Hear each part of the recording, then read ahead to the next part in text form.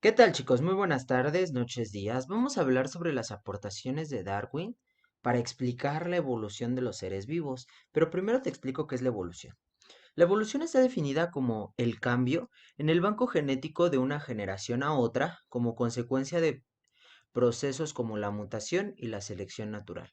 ¿Qué es la mutación? La mutación es un cambio en tu información genética, ¿de acuerdo? Ahora, dice aportaciones de Darwin. Entonces, vamos a hablar un poquito sobre otras aportaciones para ir entendiendo bien cómo iban durante los tiempos, entendiendo lo que es la evolución y qué aportó Darwin, ¿va? Entonces, te comento, Lamarck es como un parteaguas en las teorías evolutivas. Antes de Lamarck vamos a tener las teorías preevolutivas, preevolucionistas, perdón. Y después de Lamarck vamos a tener las teorías evolucionistas. Todas intentan explicar el origen, ¿no? Cómo es que los seres vivos son, lo que son ahora. Entonces, antes de Lamarck teníamos a Carl von Linneo, ya lo habíamos comentado anteriormente con lo de las clasificaciones, y él nos habla de la teoría del fijismo. Con la teoría del fijismo nos postulan que las especies permanecen fijas, es decir, son inmutables desde sus orígenes. Ninguna de ellas va a tener una variación a lo largo del tiempo. Y esto nos niega parentescos entre ellas, ¿sí? Es decir, ¿cómo que parentescos? Sí, que ninguna viene de otra, ninguna especie viene de otra, según Carr con el fijismo. Por ejemplo, aquí en esta segunda imagen, yo me refiero a que todos los animales, desde sus orígenes de la tierra, de la existencia, de la vida, son así. ¿De acuerdo? No evolucionaron, no hubo variaciones, no fueron desarrollando otras características según el fijismo, ¿de acuerdo? Ahora, tenemos a el catastrofismo por George Cuvier, no sé si se pronuncia bien Cuvier, y nos explica que el catastrofismo, gracias a él, la aparición y desaparición de los seres vivos es como sucede, es decir, por catástrofes de corta duración en el planeta. Esto genera que las especies se extingan, pero como se crean, por así decirlo, como surgen, según el catastrofismo por creación divina. Entonces, cuando se va creando el relieve, ¿no? Una montaña, un volcán en este caso, ¿no? Cualquier cosa, según el catastrofismo, es por alguna catástrofe y se van a extinguir algunas especies, pero la creación va a ser por creación divina. Ok, recuerda que estas son teorías, ¿de acuerdo? Después llega Lamarck y nos hablan del transformismo. Esta se parece ya un poquito a lo que sabemos de Darwin. Y ahora sí, ¿con quién íbamos? Darwin con la selección natural. Entonces, te voy a hablar sobre Lamarck, ¿va? El transformismo. Sostiene que los órganos de un individuo se adquieren o se pierden como consecuencia del uso y desuso. Además, estos caracteres pasan a los descendientes. El principio del deseo y la perfección, por así decirlo, es lo que obliga a los organismos a adaptarse, ¿sí? Entonces, ¿cómo que por uso y desuso? Sí, si una especie, ¿no? Si un individuo de cualquier especie usa mucho un órgano, según Lamarck, este se va a desarrollar. Pero si no lo usa, es decir, desuso, se va a atrofiar. Y esto va a traer consecuencias, ¿no? Si tú desarrollas más algo, entonces se lo vas a heredar. Por eso dice que estas transformaciones logradas se heredan y crean nuevas especies, ¿sí? Entonces, por ejemplo, se desarrolla una nueva habilidad con cierto órgano que desarrollaste y entonces se lo vas a pasar a tus descendientes. Como por ejemplo, yo creo que el ejemplo más claro de Lamarck es el de las jirafas, ¿no? Mira, según Lamarck, en el inciso A de la imagen, donde están las jirafitas comiendo el pasto, los antepasados de las jirafas tenían cuellos cortos y se alimentaban con los pastos. Después hubo un cambio en el ambiente. Acuérdate de esto. Hubo un cambio en el ambiente, lo cual ocasionó escasez de pastos y tuvieron que estirar sus cuellos para alimentarse de los árboles. ¿sí? Ahí en el inciso B ya tenemos a una jirafita que está comiendo de los árboles, porque ya aquí abajo, ajá, en los pastos, ya no era suficiente, hubo un cambio, ¿va? En el inciso C nos dice, los descendientes nacían con cuellos largos, pero seguían estirándose para obtener su alimento hasta llegar a lo que es la jirafa actual. Mira, pon mucha atención, ¿eh? Esta jirafa se estiró, por así decirlo, ¿no? Y entonces, ¿qué pasó? Que esta jirafa, al tener descendientes y haber desarrollado este órgano por su uso, se lo transmite, ajá, esa transformación lograda se lo transmite a sus generaciones, ¿no? A sus nuevas generaciones, a sus descendientes. Y entonces aquí ya hubo un cambio. Y mira, ¿qué pasa aquí? Esta jirafa, del inciso D, esta jirafa no tiene el cuello largo. Ajá, no tiene el cuello largo. No alcanza a comer. ¿Qué crees que le va a pasar a esta jirafa? Que se va a morir. Entonces, esto de qué le va a pasar a esta jirafa que se va a morir es la aportación y es donde entra Darwin, ¿va?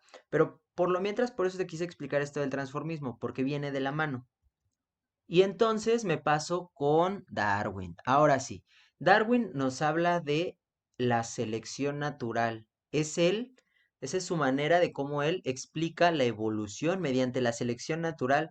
Y bueno, ¿qué te platico de Darwin? Darwin era un joven que a los 22 años se embarcó en un viaje para empezar a hacer sus investigaciones. Empezó a navegar, investigó distintas regiones, recolectó diversas especies de animales, ¿sí? Hasta llegar a la isla Galápagos. Ahí ya te suena, ¿no? La isla Galápagos, de Darwin y todo eso. Bueno, pues ahí andaba Darwin. Fíjate por dónde anduvo, anduvo por muchos lados, estuvo viendo distintas regiones. Y cuando llega a Isla Galápagos, es ese lugar el que más le llama la atención y en donde hace las observaciones más relevantes para desarrollar su teoría. Trabajó con tortugas gigantes, con iguanas y con 14 especies de pinzones. Y estos llamaron su atención. ¿Por qué? Porque tenían picos diferentes. Tenían picos diferentes y cada pico estaba adaptado a distinto tipo de alimento. Darwin pensó, estas aves están emparentadas entre sí, tienen un ancestro en común, pero hay una pequeña variación en sus picos, lo que les posibilita comer distintos alimentos. Ajá. Entonces, fíjate, ¿eh? Darwin dijo, como que tienen un ancestro en común, lo cual antes no se pensaba, ¿va? Pero hay unas diferencias, ¿no? Entre estos animales, aunque tengan un ancestro en común. Entonces, ahora sí, la teoría de la evolución de Darwin nos va a hablar, ajá, o más bien va a venir en la obra que él publica en 1859, que se llama El origen de las especies por medio de la selección natural. Grábate esa obra donde presentó pruebas bien fundamentadas para demostrar cómo se llevaba a cabo la evolución de los seres vivos a lo largo del tiempo. Fíjate, a lo largo del tiempo, no es de un día para otro, ¿va? Y es que nadie había observado la transformación de una especie a otra. Por ello se centró en analizar todos esos datos, todos esos factores que digamos podían explicar o influir el proceso evolutivo, porque como te digo, pasa en un tiempo muy largo, pues nadie fue realmente como que lo vio, ajá, pero él decía, no, es que es un proceso lento, pero debe de tener algunas explicaciones. Y él se basó en cuatro principios: la variabilidad, la sobreproducción, la competencia y la supervivencia del más apto, ¿va? Ahí te va. La variabilidad es la diferencia entre individuos de la misma especie. ¿Cómo? Sí. Te voy a poner un ejemplo. Todos nosotros somos seres humanos, somos de la misma especie, pero hay diferencias entre nosotros, ¿no? Unos son morenitos, otros son más altos, otros son más gorditos, otros son más rápidos. Entonces, esa es la variabilidad. ¿Somos de la misma especie? Sí, pero tenemos diferencias entre nosotros. ¿Para qué me sirven esas diferencias?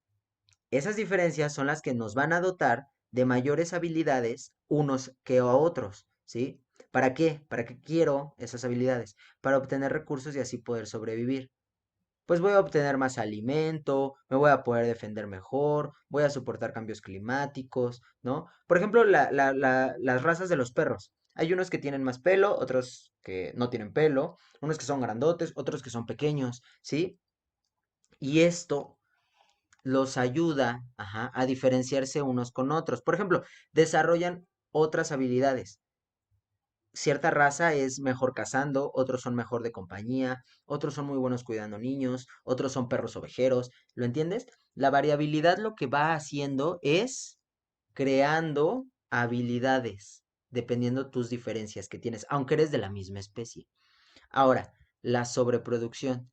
Mira, en los humanos casi no aplica, pero realmente los demás seres vivos, la cantidad de organismos que nacen es mucho mayor a la cantidad que puede sobrevivir en un espacio con recursos limitados. Te decía que en los humanos no, porque nosotros al final del día creamos nuestros recursos, ¿no?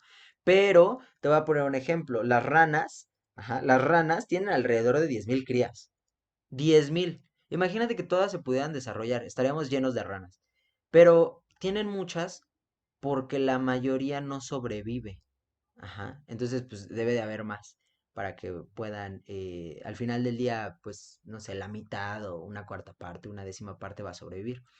Eso se le llama sobreproducción. ¿Quiénes mueren? Pues mueren los enfermos, los que no tienen la capacidad de reproducirse, los que no se adaptan, ¿va? Y como va a haber recursos limitados, ajá, entonces no todos van a poder sobrevivir. Es como si te digo que hay, no sé, 3 kilos de comida y somos 100 personas. No nos va a alcanzar. Somos muchos y hay pocos recursos. Entonces, ¿qué vamos a hacer? Pues va a haber competencia, ¿no? Nos vamos a empezar a pelear de una u otra manera porque pues, todos vamos a querer comer. Entonces la sobreproducción te lleva a la competencia. La competencia, ¿por qué? Por alimento, por abrigo, en general por mejores condiciones de vida.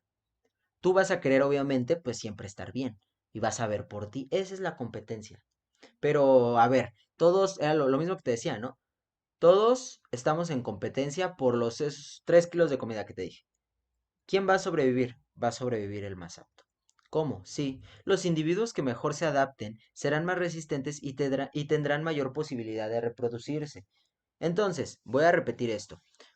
Tú tienes variabilidad, es decir, tienes una que otra diferencia, ajá, con los individuos de tu misma especie. Todos estos organismos que son diversos, son variados, ajá, en un determinado lugar va a haber sobreproducción, va a haber muchos organismos y pocos recursos. Eso va a generar competencia. Va a generar competencia por mejores condiciones de vida. ¿Y quién va a sobrevivir? El más apto. El que haya desarrollado mayores habilidades. ¿Y cómo se le llama eso de desarrollar mayores habilidades? Adaptación.